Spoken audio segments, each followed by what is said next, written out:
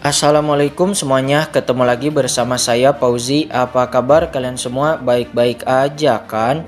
Oke lah ya, kali ini kita akan melanjutkan spoiler film Donghua terbaru yang berjudul Fearless Battle Spirit. Namun sebelum mulai, kita ulas spoiler episode 41 dan 42 sebelumnya terlebih dahulu. Yang mana di spoiler sebelumnya, kita telah diperlihatkan Kinan yang keluar dari lantai 5 Papilun Wuyuan. Tetapi karena Papilun Wuyuan telah menyelesaikan misinya, Papilun Wuyuan pun tidak akan muncul lagi. Kemudian tiga sekte bergabung untuk memaksa Kinan memberitahukan rahasia lantai 5, bahkan kamar dagang juga ikut serta. Akan tetapi kekuatan yang ditampilkan Putri Miao Miao membuat mereka semua menjadi tidak berani. Lalu Kinan kembali ke sekte Xuanling. Setibanya di sana, Kinan ditantang bertarung hidup dan mati di aula kehidupan dan kematian oleh Leng Peng. Kinan menerima tantangan tersebut dan mulai dengan giat berkultivasi demi bisa mengalahkan Leng Peng yang berada di ranah Xiantian tingkat 7.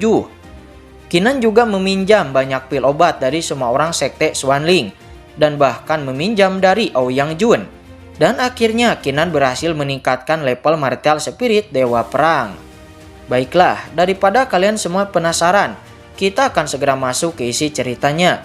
Namun sebelum itu, intro dulu, ya kan?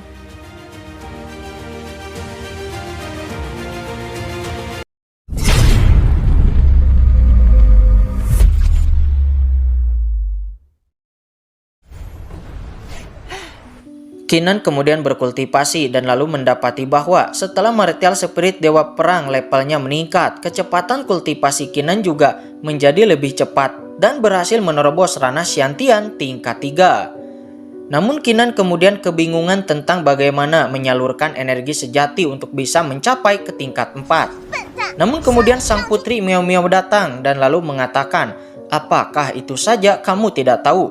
Padahal itu sangat mudah. Kamu hanya tinggal menyebarkan melewati setiap sel di tubuhmu dan lalu kumpulkan pada dantianmu. Hal kecil itu saja kamu tidak tahu. Apakah kamu layak menjadi pelayan putri ini?" 又是什么呢？这也碎了，细碎一耗费了50万武王丹，自然也能凝聚全身。 Walaupun kata-kata Putri Miao Miao sedikit mengejek, tetapi Kinan merasa langsung tercerahkan oleh kata-kata sang putri. Dan akhirnya memahami itu dan berhasil mengkonsolidasikan basis kultivasinya. Kinan pun memberi hormat dan berterima kasih kepada Putri Miao Miao. Sebelum kemudian, Putri Miao Miao merasakan kultivasi Kinan yang meningkat begitu cepat.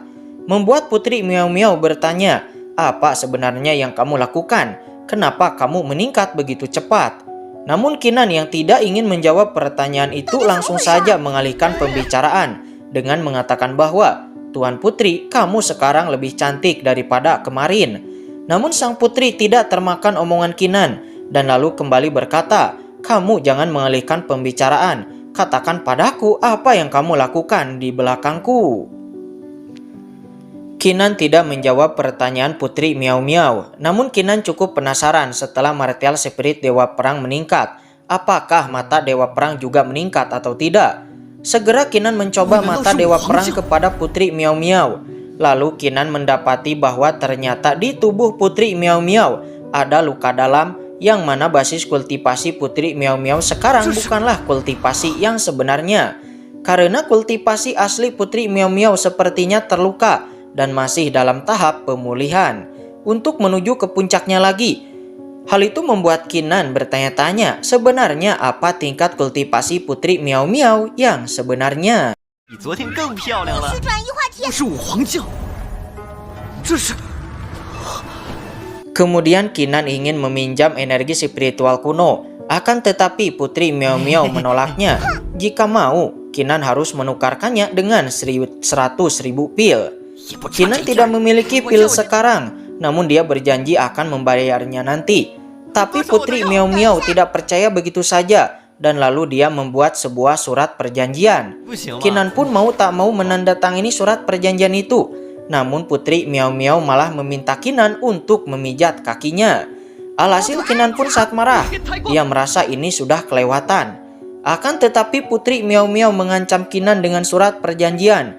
Jika Kinan tidak mau, maka aku tidak akan memberikan energi spiritual kuno Akan tetapi aku akan tetap menagih 100.000 pil itu darimu karena surat perjanjian ini. Yang alhasil, Kinan pun mau tak mau hanya bisa memijat Putri Miao Miao, bahkan memasak makanan lalu menyediakan teh. 别太过分了，我奇难合适吗？ Setelah melayani Putri Miao Miao terus-menerus membuat Kinan kelelahan, akan tetapi untungnya Kinan berhasil mendapatkan energi spiritual kuno dari Putri Miao Miao. Membuat Kinan bertanya-tanya sampai di mana tingkat kultivasinya bisa ditingkatkan dengan energi spiritual kuno ini. Sebelum akhirnya Kinan pun mulai berkultivasi dan menyerap energi spiritual kuno tersebut. Di lain sisi, terlihat semua orang membicarakan Leng Peng yang dimasukkan ke papilun Ming Yue oleh Ouyang Jun. Leng Peng sendiri saat ini terlihat dia sedang berkultivasi dan lalu berkata bahwa, Kinan, aku sangat tidak sabar untuk segera membunuhmu. 老实说，我看请待我出关之日，便突破到先天五重。 Kembali kepada Kinan setelah menyerap energi spiritual kuno dan 1 bulan telah berlalu, dia akhirnya menerobos ke ranah Xiantian tingkat 5. Jadi sekarang tersisa waktu 1 bulan lagi untuk Kinan bersiap-siap bertarung di aula kehidupan dan kematian. Di saat itu Nona Xiao Qingshui datang mengunjungi Kinan. Terlihat ekspresi wajah Nona Xiao Qingshui cukup jelek karena dia mengetahui tentang pertarungan hidup dan mati Kinan dengan Leng Peng. Kinan senang sekali bertemu lagi dengan Nona Xiao Qingshui. Akan tetapi tiba-tiba Nona Xiao Qingshui berkata bahwa, aku sudah tahu bahwa kamu akan bertarung di aula kehidupan dan kematian dengan Leng Peng. Tetapi aku di sini untuk memintamu mengaku kalah. Kinan tidak menyangka Nona Xiao Qingshui akan memintanya untuk mengaku kalah. Apakah Nona Xiao Qingshui juga tidak percaya bahwa aku bisa mengalahkan Leng Peng? Nona Xiao Qingshui menjawab bahwa aku sangat yakin kamu bisa mengalahkan Leng Peng. Tetapi bukan itu masalahnya, melainkan Ouyang Jun. Jika kamu mengalahkan Leng Peng, pasti setelah itu Ouyang Jun tidak akan melepaskanmu. Di sini aku berjanji bahwa jika kamu mengaku kalah, maka Ouyang Jun tidak akan mengincarmu lagi. Di sini Kinan menolak permintaan dari Nona Xiao Qingshui karena itu bukan karakternya yang mengaku kalah begitu saja. Akan tetapi di sini Nona Xiao Qingshui kembali berkata, Kinan, aku tidak pernah meminta apapun darimu. Ini pertama kalinya aku meminta sesuatu darimu. Jadi tolong kabulkanlah. Aku benar-benar tidak ingin melihat sesuatu terjadi kepadamu.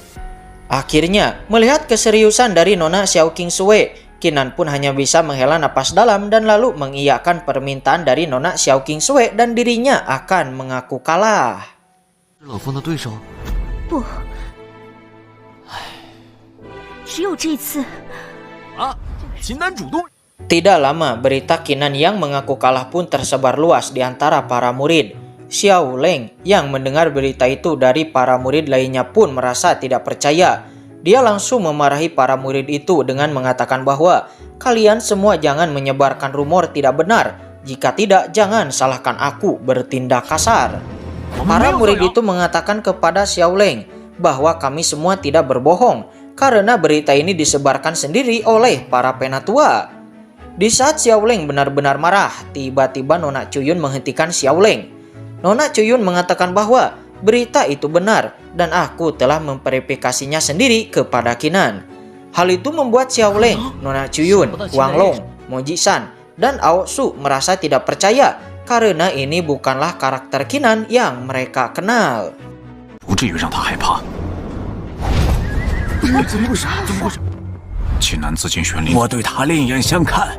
Di lain sisi, Pak Tua Botak yang diberitahu oleh senior yang bahwa Kinan mengaku kalah pun merasa tidak menyangka bahwa ternyata Kinan adalah orang yang pengecut. Aku sangat kecewa kepadanya. Namun kemudian senior yang mengatakan lagi bahwa ini bukanlah karakter Kinan. Dia tidak mungkin menyerah tanpa sebab. Oleh karena itu pastilah ada alasan lain di balik ini. Namun Pak Tua Botak sepertinya sudah kecewa dan mengatakan bahwa tidak ada alasan lain selain secara sukarela mengaku kekalahan. Namun senior yang dia sangat yakin bahwa Kinan memiliki alasan lain. Sebelum kemudian senior yang pun pamit pergi dari sana. Setelah senior yang pergi, terlihat dari ruangan belakang Pak Tua Gondrong saudaranya Pak Tua Botak keluar. Ternyata Pak Tua Gondrong ada di sini. Dia lalu mengatakan kepada Pak Tua Botak, "Tidak apa-apa, sepertinya Kinan memiliki alasan lainnya. Akan tetapi aku punya firasat bahwa sebentar lagi Kinan akan membuat badai yang akan mengguncang seluruh kerajaan Luohe." 应战的懦夫。山狼，今是他的出现已经。什么办法可以获得大量弹药吗？ Kemudian Kinan bertemu dengan Bai Heng. Bai Heng langsung mengatakan kepada Kinan bahwa, "Tuan muda Kinan, sekarang seluruh sekte sedang membicarakan Anda." Mendengar itu Kinan tidak banyak berkomentar. Sebelum kemudian Kinan bertanya, "Bai Heng, bagaimana caranya agar aku bisa mendapatkan banyak pil?" Bai Heng terkejut. Apakah Tuan muda Kinan ingin membayar kembali hutang yang Anda pinjam sebelumnya? Kinan menjawab, "Bai Heng, kenapa kamu begitu terkejut? Tentu saja aku akan membayar kembali hutang yang aku pinjam dari semua orang sebelumnya." Bai Heng pun menunduk dan lalu berkata, "Tuan muda Kinan, jika Anda ingin mendapatkan pil obat, maka Anda dapat pergi ke aula misi untuk mendapatkan sebuah misi." Kinan paham dan langsung pergi ke TKP. 我去试试，获得大量弹药吗？ 少爷， Setelah sampai di tempat misi, Kinan lalu mendapati beberapa misi yang dipang-pang di sana. Akan tetapi misi-misi itu hanya misi kecil, yang mana hadiah pilnya hanyalah ribuan pil saja. Kinan berpikir, jika aku menyelesaikan misi ini, sampai lebaran monyet pun aku tidak akan bisa melunasi hutangku. Saat itu seorang pemuda bernama Pangkun menyapa Kinan dan mengatakan, "Apakah saudara Kinan di sini untuk mengambil sebuah misi?"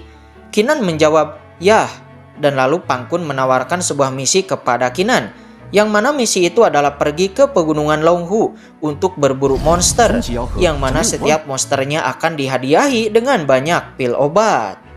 Mendengar misi itu, Kinan berpikir bahwa pegunungan Longhu dekat dengan keluarga Kinnya, sehingga dengan Kinan mengambil misi ini, maka Kinan juga bisa mengunjungi keluarganya. Akhirnya Kinan pun mengambil misi ini. Setelah itu Kinan pergi dari sana dan menemui Putri Miao Miao.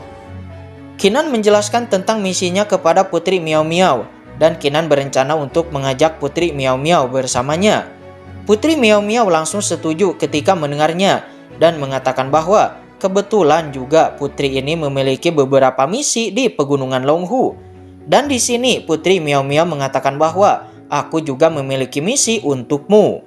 Kemudian Putri Miao Miao bertanya, "Kapan kita akan pergi?"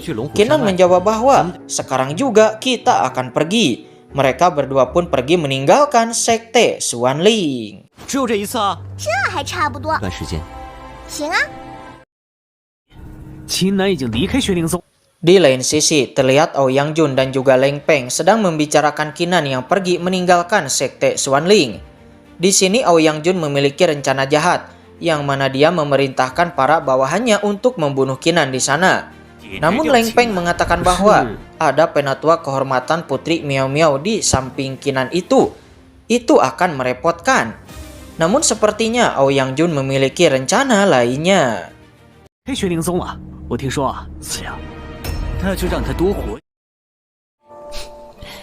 终于， Singkat cerita, Kinan dan Putri Miao Miao telah sampai di gerbang masuk kota Linsui. Putri Miao Miao berkata, "Apakah ini kampung halamanmu? Bukankah itu terlihat sangat jelek?" Namun terlihat dua penjaga menghentikan mereka berdua. Akan tetapi tanpa banyak bicara omong kosong, Kinan dan Putri Miao Miao langsung menggunakan tenaga dalamnya dan menghilang dari sana. 做的注意，我们 Scene berpindah ke ruang rapat keluarga Qin. Ketika Qin Tian, sang patriark keluarga Qin sedang rapat, tiba-tiba dua sosok muncul di sana. Ekspresi Qin Tian langsung menjadi waspada. "Siapa itu?" Kinan menjawab, "Ayah, ini aku." Ketika melihat bahwa itu adalah anaknya, Qin Tian pun langsung menjadi senang dan lalu memeluk anaknya seraya berkata, "Nan-er, apa tingkat kultivasimu sekarang?" Kinan menjawab bahwa aku sekarang berada di ranah Xiantian tingkat 6. Ayahnya menjadi senang dan puas dan mengatakan bahwa kamu layak menjadi anakku, sang jenius teratas dari kota Linsui. 父亲，是我，什么境界了？先天境。 Tatapan Qin Tian tertuju kepada Putri Miao Miao dan bertanya, Nan siapa ini?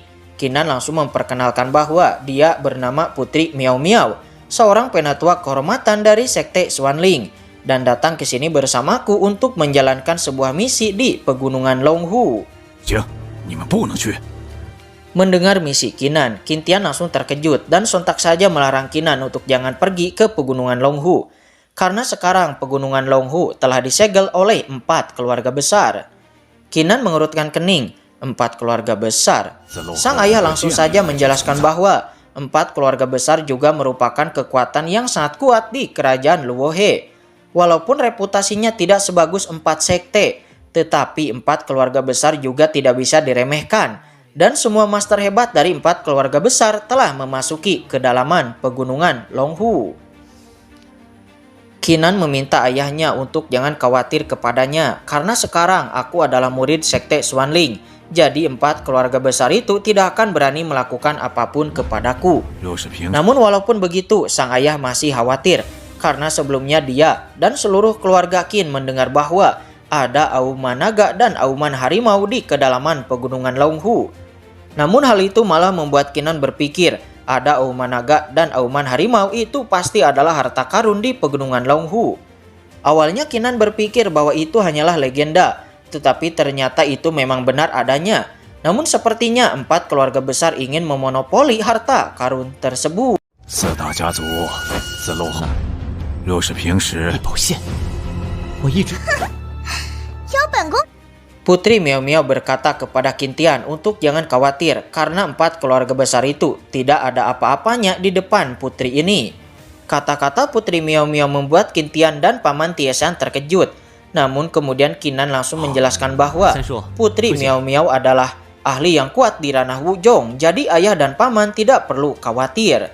Hal itu membuat sang paman dan sang ayah terkejut, tidak menyangka bahwa gadis sekecil ini memiliki basis kultivasi semenakutkan itu.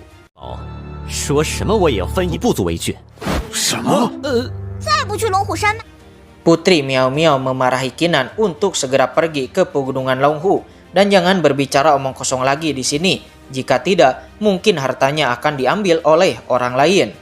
Namun Kinan berpikiran bahwa situasi di pegunungan Longhu tidak bisa diperkirakan dan mungkin saja akan menimbulkan bahaya terhadap keluarga Qin.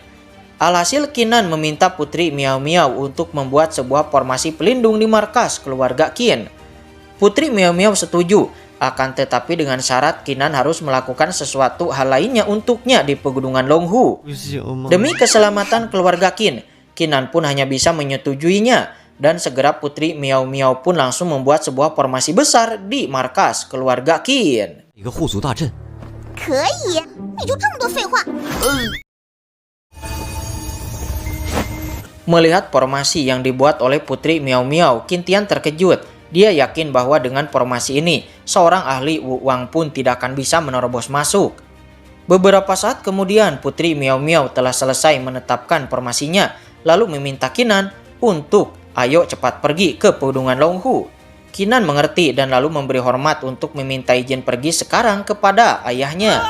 Namun sang putri yang sudah tidak tahan pun langsung saja menarik Kinan secara paksa untuk segera pergi ke pegunungan Longhu dan jangan bicara omong kosong lagi.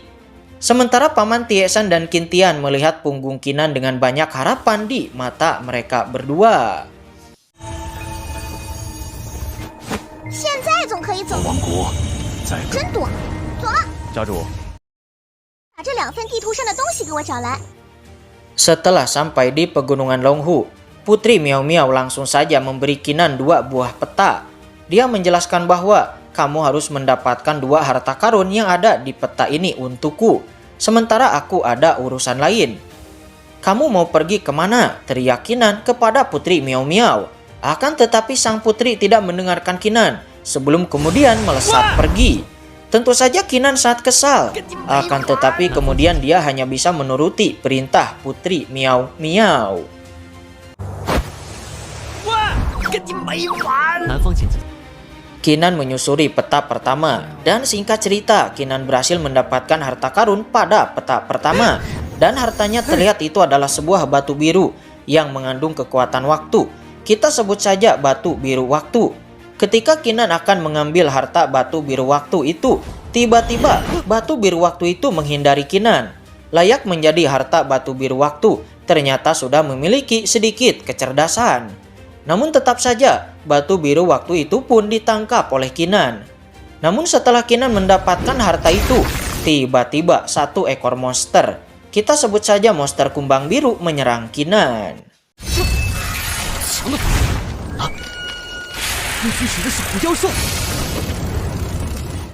Akhirnya Kinan berhasil membunuh satu ekor monster kumbang biru itu. Namun Kinan berpikir bahwa monster kumbang biru ini suka hidup secara bergerombol. Namun untungnya hanya ada satu monster kumbang biru yang menyerangnya. Akan tetapi monster kumbang biru lainnya ternyata baru saja datang. Dan ketika melihat satu rekannya meninggal, monster-monster kumbang biru itu pun langsung menyerang Kinan.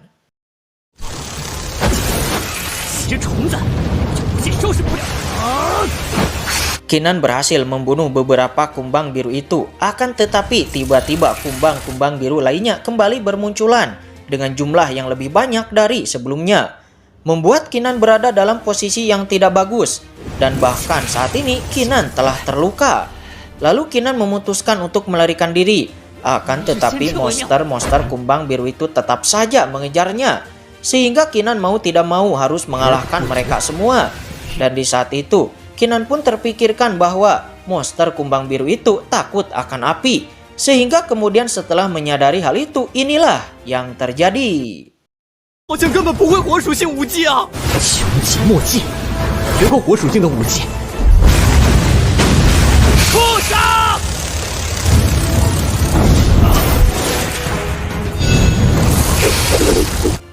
Ya, Kinan pun membakar segerombolan monster kumbang biru itu dengan atribut api dan mengubah mereka menjadi abu.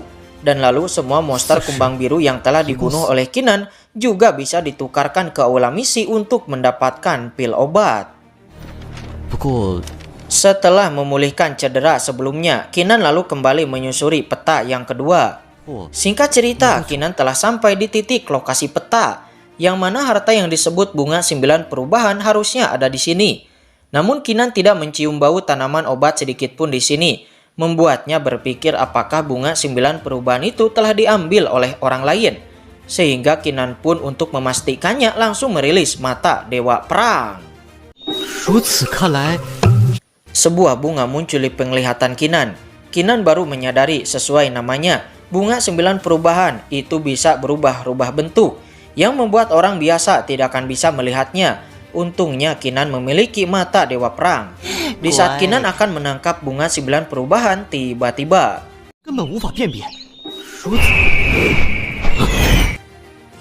tiba-tiba seekor elang hitam menyerang Kinan. Sepertinya monster beast elang hitam ini itu adalah penjaga dari bunga 9 perubahan. Sehingga Kinan pun harus melawan monster beast elang hitam ini terlebih dahulu.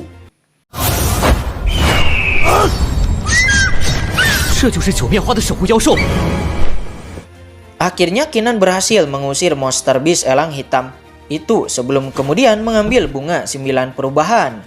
Namun di saat itu, tiba-tiba sekelompok pemuda mendatangi Kinan dan mengatakan, "Nah, dari keluarga mana kamu berasal? Cepat serahkan bunga itu kepadaku." Kinan menjawab, "Bagaimana jika aku tidak ingin menyerahkannya?" Pemuda itu kembali berkata, "Jika kamu tidak ingin menyerahkannya, maka kamu hanya bisa mati." Segera salah satu pemuda itu pun melayangkan serangan ke arah Kinan. Akan tetapi Kinan hanya menjentikan jarinya saja dan seketika pemuda itu pun terhempas jauh ke belakang. Oke guys, spoilernya udah bersambung. Gimana, seru gak tuh? Lanjut gak nih? Tapi Mimin ingatkan bahwa ini adalah spoiler yang mana film aslinya belum rilis. Namun untuk jalan cerita, Mimin yakin 90% akan sama dengan filmnya yang nanti rilis. Namun mungkin ya beberapa adegan akan sedikit diubah sih guys, tapi gak ngaruh. Namun untuk kesesuaian episode, sepertinya akan sedikit melenceng karena jalan cerita versi filmnya cukup lambat dibanding spoilernya. Jadi kalau kalian ingin lanjut spoilernya, silahkan komen guys. Oke, mungkin itu aja. Mimin pamit. Wassalamualaikum warahmatullahi wabarakatuh.